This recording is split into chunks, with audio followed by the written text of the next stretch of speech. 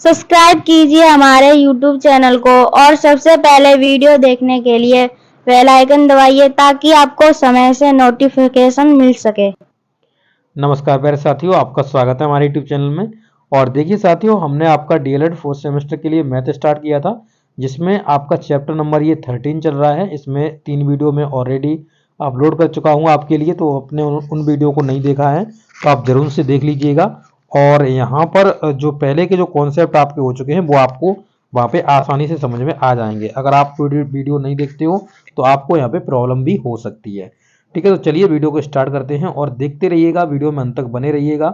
और आप सभी लोगों से रिक्वेस्ट करूंगा कि आप अगर चैनल पर नए हों, पहली बार अगर आप चैनल पर आए हों तो इस चैनल को जरूर से सब्सक्राइब कर लीजिएगा और यहाँ पर बेल आइकन को भी प्रेस कर लीजिएगा, ताकि आपको जब भी मैं वीडियो डालूंगा तो आपको वो वीडियोस देखने के लिए मिल जाएंगी। ठीक है, तो चलिए वीडियो को स्टार्ट करते हैं। तो देखिए साथियों, हम इस वीडियो में देखेंगे एग्जाम्पल नंबर 2 को। तो एग्जाम्पल नंबर 2 में क्या कहा हुआ है उसे हम एक विस्तार में समझने का प्रयास करेंगे। कहा है कि समांतर चतुर्भुज एबीसीडी। तो एक समांतर चतुर्भुज एबीसीडी की आपको रचना करनी है, जिसमें आपका ए बी 3.6 सेंटीमीटर का है, बी सी आपका 4.2 सेंटीमीटर का है और ए सी आपका 6.5 सेंटीमीटर का है। ए बी भुजा पर शीर्ष लंब खींचिएगा, तो ए बी भुजा है उस पर आपको शीर्ष लंब खींचना है तथा इसे नापिएगा भी कि इसकी जो लंबाई है वो आपकी कितनी बनी हुई है। ठीक है, तो इसकी आपको लंबाई भी यहाँ पे ज्ञात करनी है। तो आप देख सकते हो यहाँ पे पूरा सॉल्यूशन लिखा हुआ है। नीचे जाएंगे तो आपके सभी यहाँ पे रचना के पद भी लिखे जाएंगे। आपके रचना के पद क्या क्या आपके पद हैं तो आप इनको देख सकते हो। ठीक है, तो चलिए मैं इसको समझाने का आपको प्रयास करता हूँ किस तरीके से आपको इसको समझना है। तो देखिए, अब इसमें जो भी दूरी दी गई है उनको आप लिख लीजिएगा। जैसे आप देखेंगे तो आपको 3.6 सेंटीमीटर की यहाँ पे ए बी दी गई है, बी सी आपको 4.2 सेंटीमीटर की दी गई है, आपको ए सी यहाँ पर के 6.5 सेंटीमीटर की दी गई है। तो ये जो आप यहाँ पे डॉट डॉट करके देख रहे हैं यही आपका यहाँ पे लंब है। ठीक है, यही आपका क्या है, एक लंब है जिसे आपको खींचा गया है।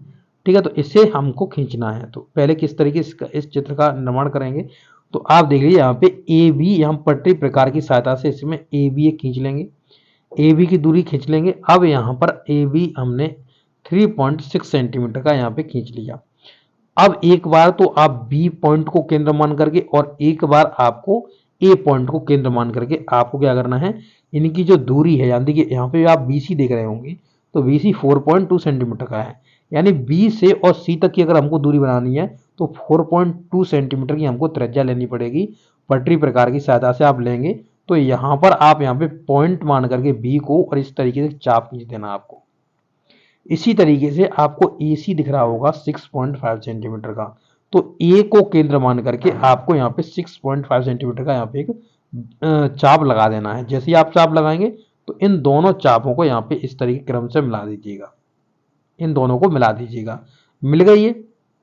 अब देखिए, अब आपके पास जो फिगर है वो इतना आ गया, कितना आ गया देखिए, ये आपके पास फिगर आ गया, ये वाला फिगर।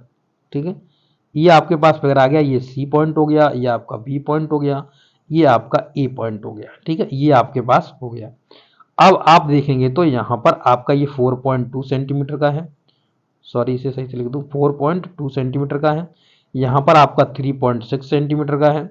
तो अब बताइए, जब आप समांतर चतुर्भुज में आपने देखा होगा कि उसके आमने सामने की भुजाएं होती हैं वो हमेशा समान होती हैं। समांतर चतुर्भुज की यही तो पहचान है, उसके आमने सामने की भुजाएं समान होती हैं। तो आप यहाँ पे देखिएगा कि इसके जो सामने एक भुजा बनेगी इस तरीके से, तो उसकी लंबाई कितनी होगी, तो उसकी लंबाई भी आपका 3.6 सेंटीमीटर की होगी। ठीक है, 3.6 सेंटीमीटर की होगी। और यहाँ पे जो 4.2 सेंटीमीटर है, अगर ये भी एक खींचेगी तो ये भी आपका 4.2 सेंटीमीटर की होगी। पर आपको खींचना कैसे है, तो आपको पटरी प्रकार की सहायता से खींचना है। तो एक बार आप केंद्र मानिए सी को, और सी को केंद्र मान करके आप कहेंगे 3.6 सेंटीमीटर आपने कैसे जान ली, तो मैंने कहा ये समांतर भुजाओं की जो दूरी होती है वो समान होती है। तो इसलिए यहाँ पे सी को केंद्र मान करके और 3.6 सेंटीमीटर की पटरी प्रकार की सहायता से दूरी लेकर के आप यहाँ पे एक चाप लगा देंगे इस तरीके से। और यहाँ पर आपको ए को एक बार ए को केंद्र मान करके, क्योंकि यहाँ की दूरी आपको पता है 4.2 सेंटीमीटर की रहेगी, तो ए को केंद्र मान करके 4.2 सेंटीमीटर की दूरी लेकर के आपको इस तरीके से चाप खींच देना। जैसी चाप खींचना, अब इनको मिला दीजिएगा, इसको भी मिला दीजिएगा और इसको भी मिला दीजिएगा। ऐसे मिलाओगे तो आपका ये पूरा समांतर चतुर्भुज तैयार हो जाएगा।